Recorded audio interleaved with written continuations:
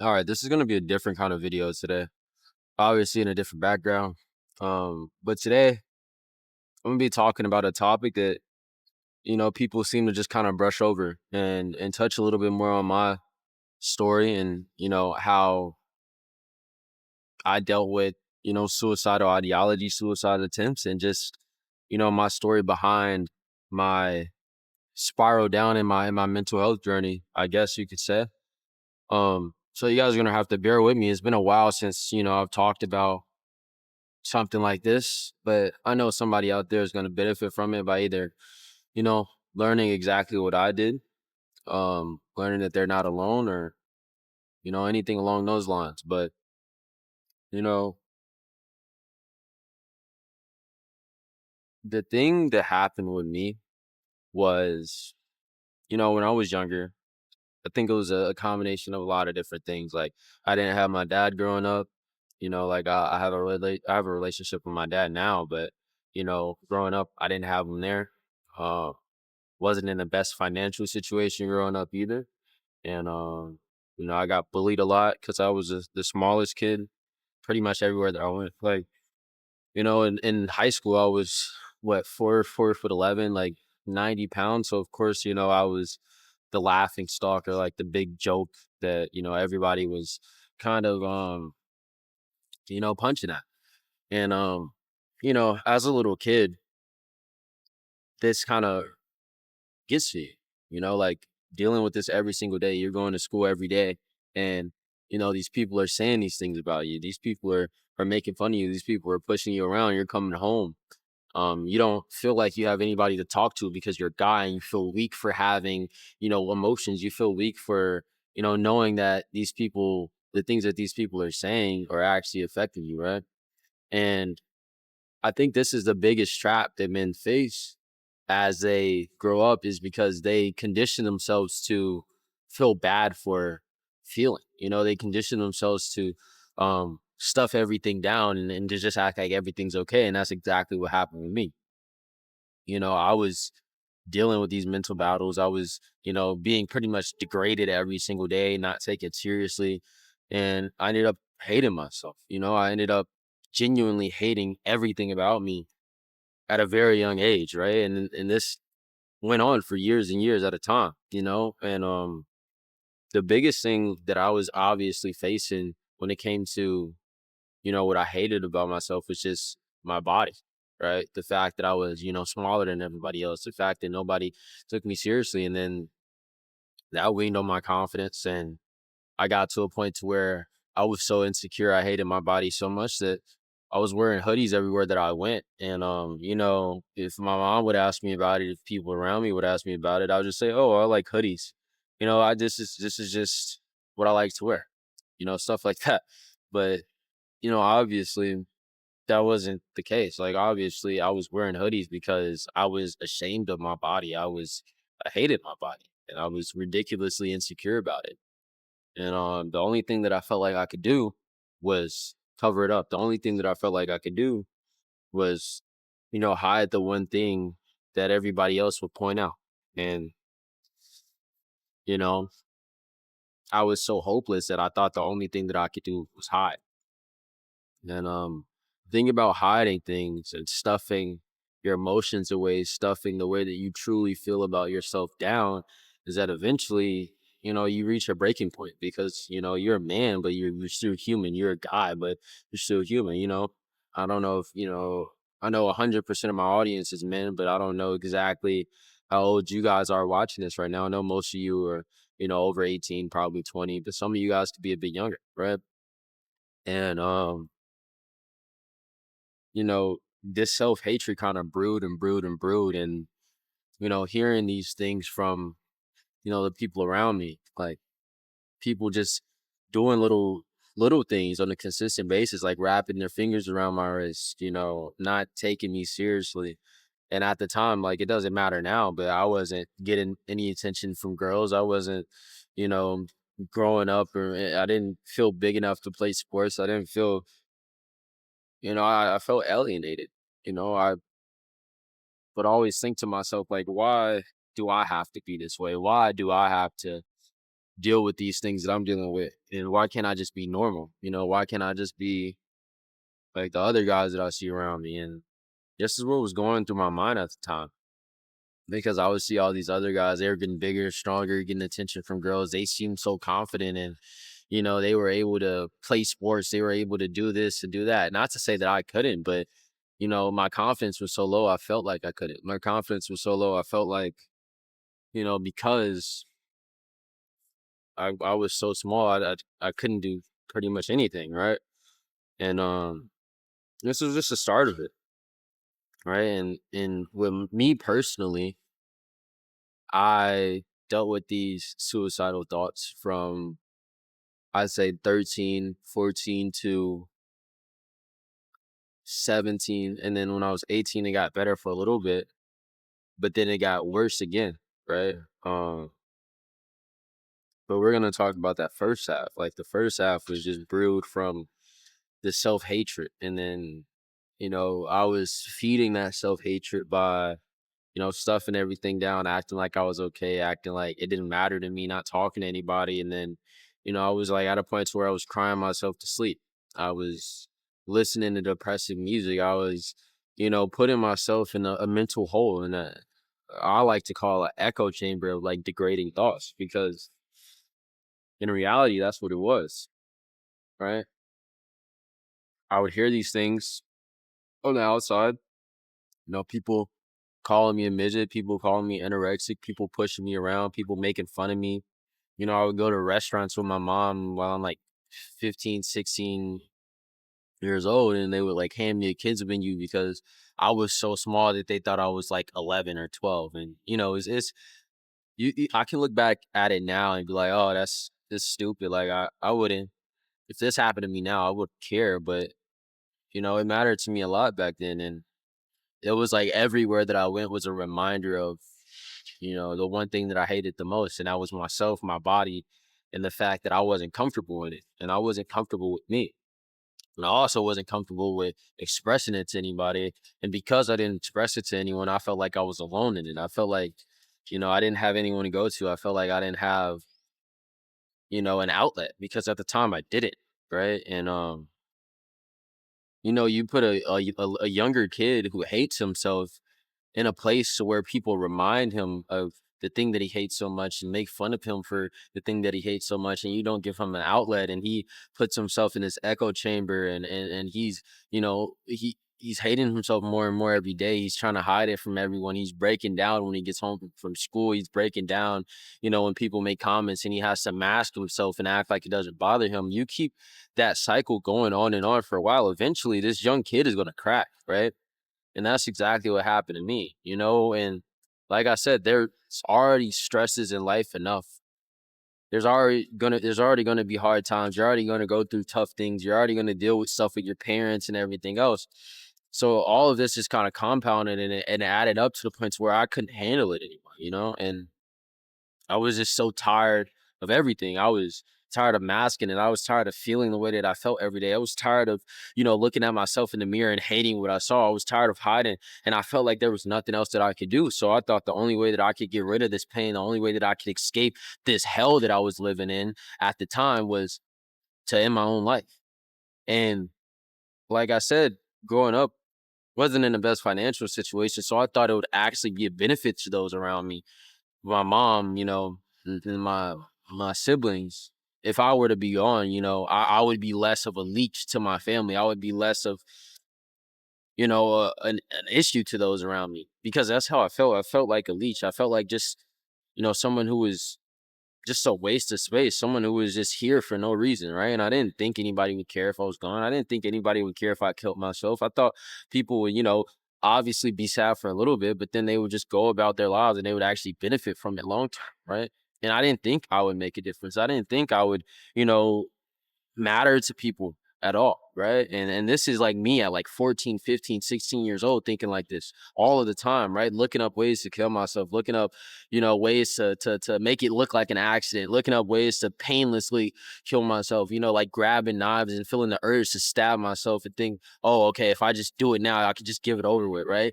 But the the things that did keep me here was like, oh, well, maybe my mom would be sad, or maybe, this person would be sad, or oh, I don't want this person to know, like, find my body or whatever. Like that, the only reasons that I was, keeping myself here was for the other people. Like I never once thought like, oh, I'm gonna stay alive because of me. I'm gonna stay alive because I want to. No, it was never that.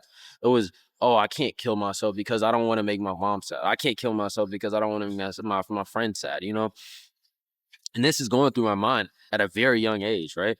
On a consistent basis. And it would be waves to where like, oh, it was okay, it'll get a little bit better, but I still felt powerless. I still felt hopeless and helpless, right? And like I said, in my story specifically, there was a point to where I was feeling a lot better. And that's when I started going to the gym. But I started feeling those same suicidal thoughts even after that transformation. And I'm going to tell you guys why, but I'm going to tell you guys, the first part of that. So, like I said, my biggest thing was like I was insecure because of my body. I felt hopeless. Nobody took me seriously. I hated myself, right? So, one day I saw this video on YouTube and it was like the benefits. And I remember it like it's yesterday, man. I was playing like ranked Apex Legends in the middle of the night, like 2, 3 a.m. And I was scrolling on YouTube on like my iPhone 5 or something, or like my old iPhone 10 or whatever it was. I'm not too sure. And I see this video and it says like the benefits of doing 100 push-ups a day. I'm like, okay, I'm gonna click this, right? And then I saw it and it was like muscle mass, this, and that. I was like, okay, I'm gonna try this. So that's what I started doing. I started working out at home. I started doing push-ups in secret. I started locking myself in a room and doing calisthenics, like working out to Bully Juice videos, working out to Chris Harriet videos, and that kind of sparked the initial drive to do it. And I started seeing progress with that. Like I started to see some muscle definition. Obviously, I wasn't like getting big, but I started looking better and I was happy with it. And I was like, man, I'm like starting to actually like the way that I look now. I'm gonna keep doing this. Right. And I enjoy doing it. So I started going to the gym and then I asked my mom to give me a YMCA membership and she did. And then I started biking to the YMCA. I started going to the gym all the time. I was just going, going, going. And even though I didn't know the best things to do, I was literally looking up like best, like word for word, like best workouts on Google and clicking on images and doing the first thing that I saw because I didn't know anything about working out. I just knew, hey, if I do this, this makes me feel better. If I do this, this makes me look better. So I started doing that, right? And then, like I said, I started feeling better and more confident. I started carrying myself more. I stopped hiding my body over time. I met um one of my good friends at the time. We don't speak to each other now, which is like kind of unfortunate, but his name was Logan. And it was like he was like my first mentor and he kind of took me under his wing and he was like, "Man, you're doing this stuff wrong. Let me show you how to do it." And so um started working out with him, started taking advice from him. And he was like, "Man, I'm gonna start going to this other gym. It's called Flex. It's like a real bodybuilding gym, and you're gonna learn a lot. It's a great environment." And at the time, Flex was like the spot. Like Flex was like an underground kind of bodybuilding gym. It was grungy. It was amazing. Like at that time, um, and so when I went in there, I started making more and more progress. I started learning more and more. And like I said, my physique just started completely transforming because the more that I was learning, I was learning from actual bodybuilders. I was learning from, professional nutritionists. I was getting value from everyone that I spoke to at this gym. So I completely transformed and, my confidence alongside that transformed as well. Right.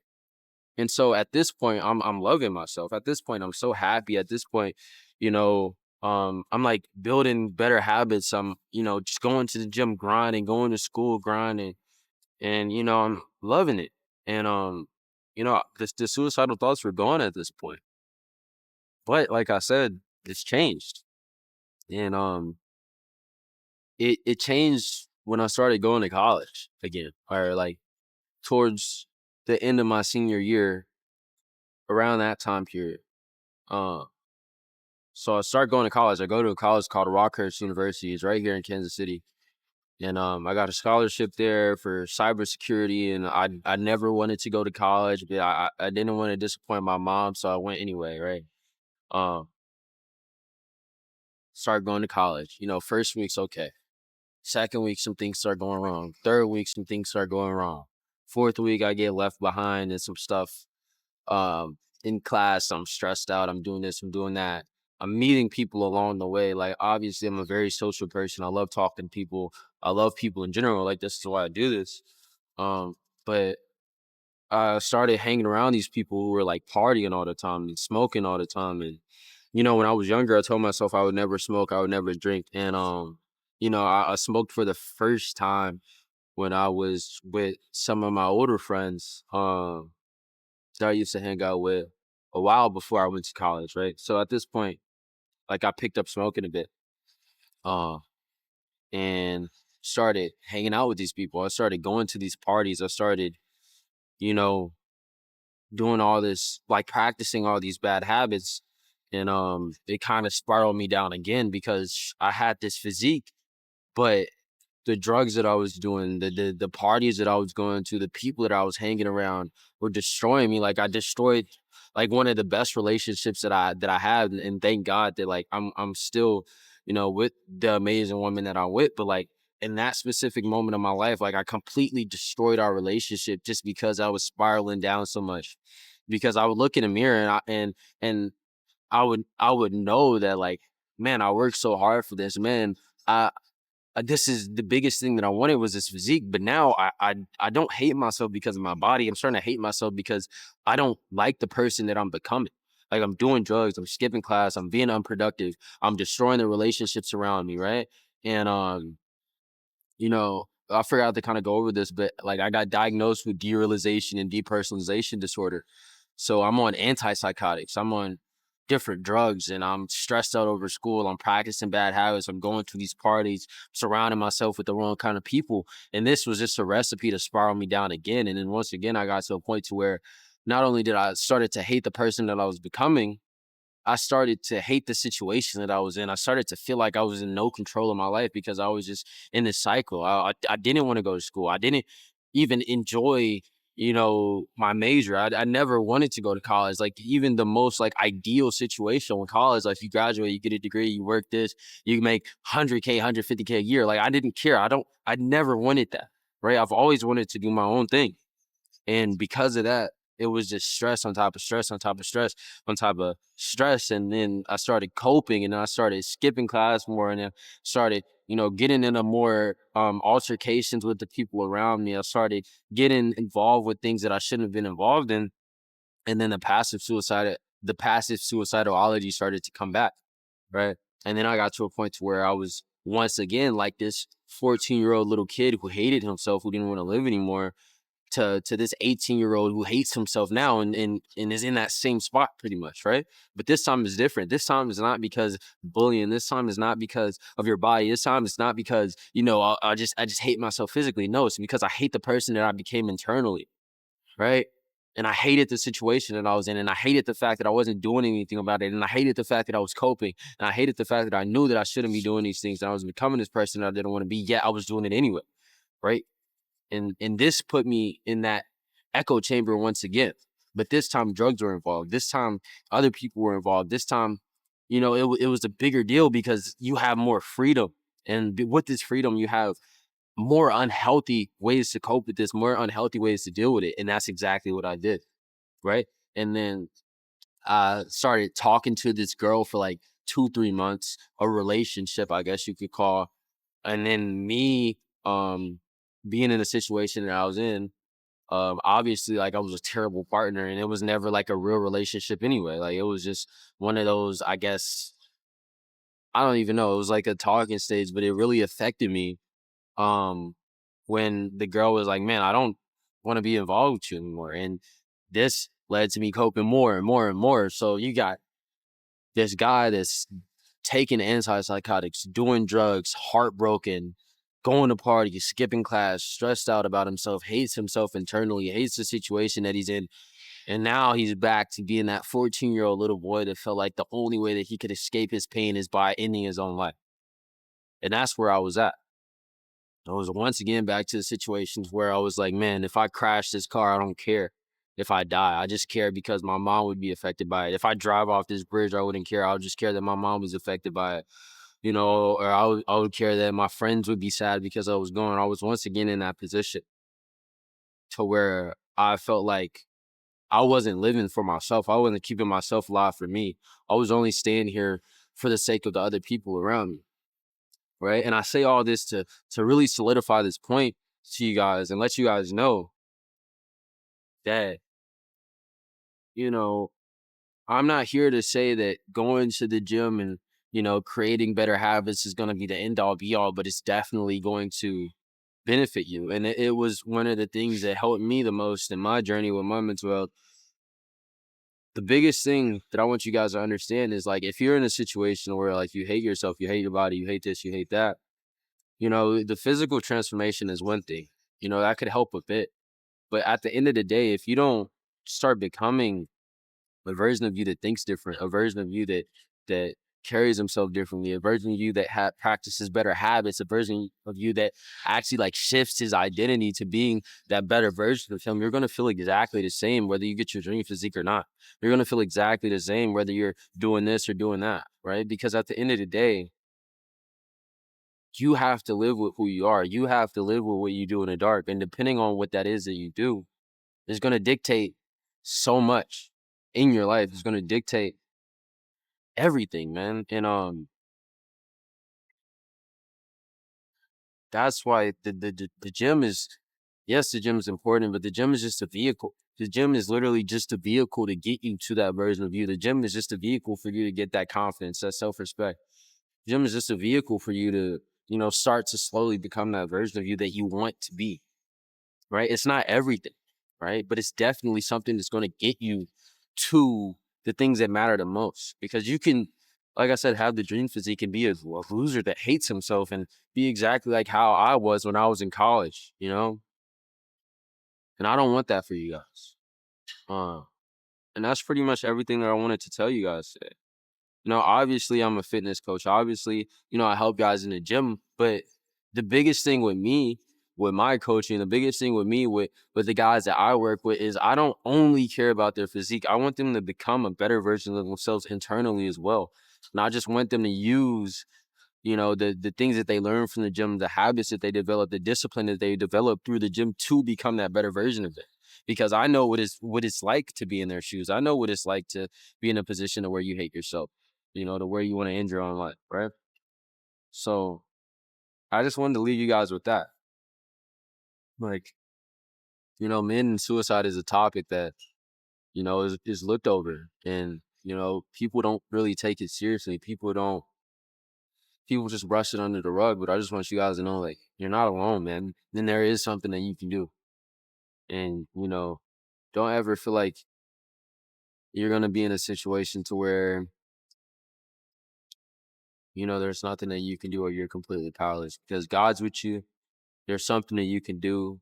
And no matter your situation, there's always a positive that you can take out of it. So, like I said, man, you guys obviously know that I'm an online coach. So if you want to work one on one with me to become the best version of yourself, not only physically, but also internally, and become a version of you that is actually confident, has that self respect, and truly loves the man that he is, then book a call with me. It's in the link in my description. Obviously, it's not for everyone. Obviously, I'm only working with like adults who are serious, and it's not free because this is what I do. But I don't really care if you guys book a call with me or not. I don't care if you guys like work with me one on one. I just want you guys to benefit from whatever it is that I'm putting out.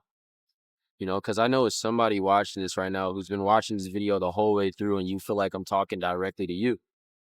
And the reality of it is, I am. And that's why I make these videos, because I know it's somebody out there living the exact life that I used to. It feels like they don't have a way out. But love you guys. Jesus love you too. And I'll talk to you guys tomorrow.